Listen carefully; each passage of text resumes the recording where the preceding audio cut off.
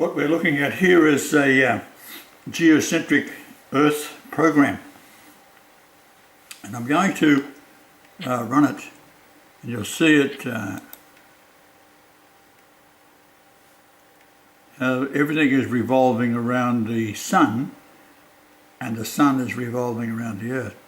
So you just saw Saturn go across the face because it's so far out, 9.6 or more astronomical units from the sun. And you'll see the sun will go up and down, and the time frame, which I'll show you here, is set on January the 13th onwards, 1935, and the sun will be going up and down in relationship to the Earth, and you'll see that the Earth, because it appears to be stationary, everything else is revolving around it. So here's the stars in the background are going past, and that is because the Earth is on the axis of the Milky Way galaxy, or the universe. Everything revolves around the Earth axis. On the Earth axis, the Earth rotates around it, and also the sun rotates around the Earth. So we see a 24-hour day with the Earth rotating in 24 hours, but over a long period of time, a year, the sun rotates around the Earth.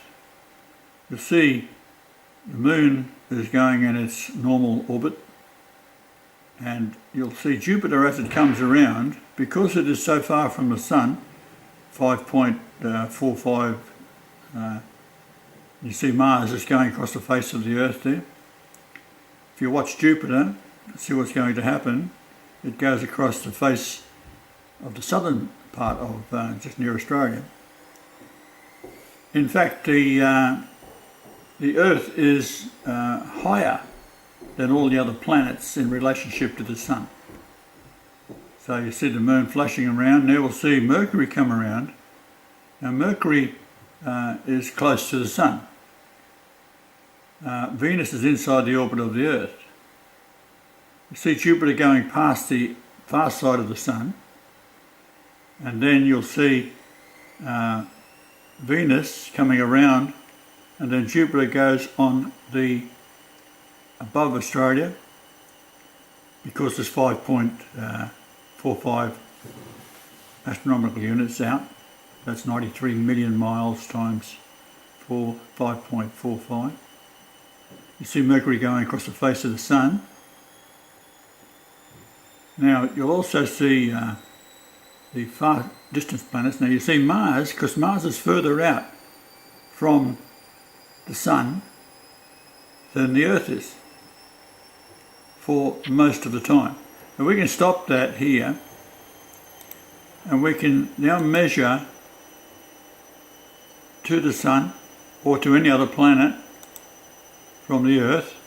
So there's the sun. So let's do Mercury, and you'll see in this position here it is now 0.59 astronomical units. So you take 93 million miles,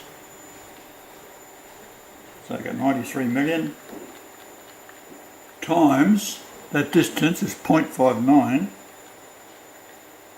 That's how far it is, 54870,000. In other words, about half the distance to the sun that the Earth is. That's because it's orbiting the closest planet. So we'll just go forward now, and we'll watch what happens in the numbers. 7991 125, it goes up to 14.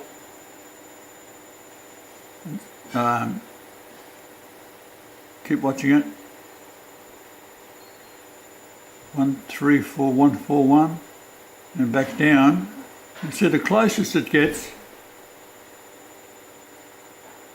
to the Earth varies considerably. So you watch how it goes down. It's down to 6.1. Now depending on the year, that changes in relationship to the distance Mercury is out from the Sun. But it's every 88 days. So it's now to 5.8, 0.58, going up to 141. Went to 138 then. Keep watching. But you'll see Mars will go across the face of the Earth. Jupiter goes across the face of the Earth. Neptune, Uranus and Pluto, Saturn and Jupiter. And of course the Moon is pulled towards the Sun and the Earth pulls it back. That's why you get the elliptic orbit of the Moon. So we'll just watch now Jupiter. It'll go behind the Earth, as is Saturn. You see the labels disappear. So then we have Jupiter coming out. Now Jupiter's on a 12-year cycle.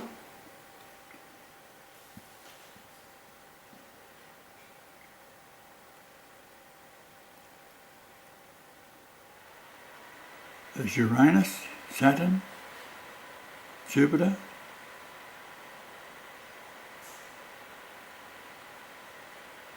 And you see the Moon is pulled towards the Sun.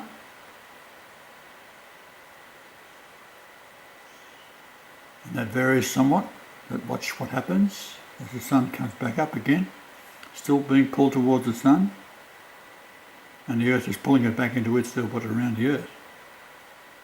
That's what causes your Moon to go between the southern hemisphere and the northern hemisphere. Keep watching it. Watch other planets. There's Saturn going across the face of the Earth. But the Moon keeps on following. Now we've got Jupiter.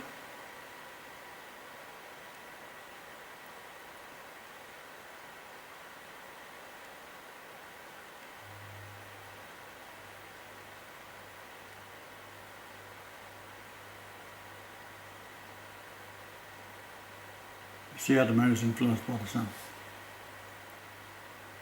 So that's what that's all about.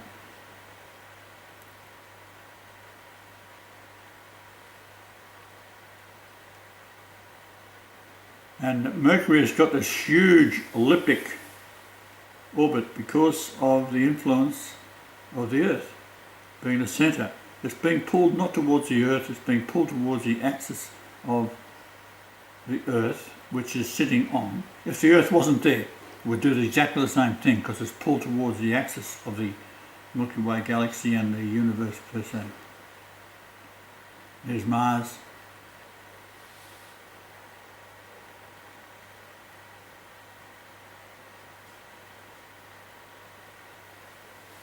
So there you have it.